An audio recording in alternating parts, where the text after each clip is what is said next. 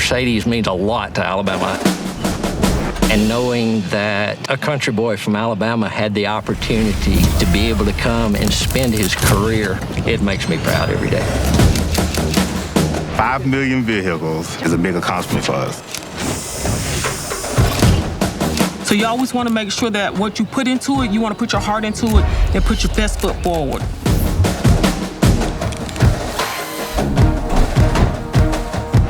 It's definitely a sense of pride to see that we've all been part of that. It says a lot about where we came from and where we're going to be in the future to celebrate this milestone.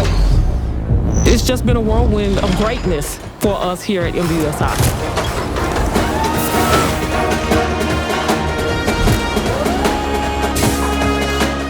We're continuing the legacy of Mercedes for Alabama.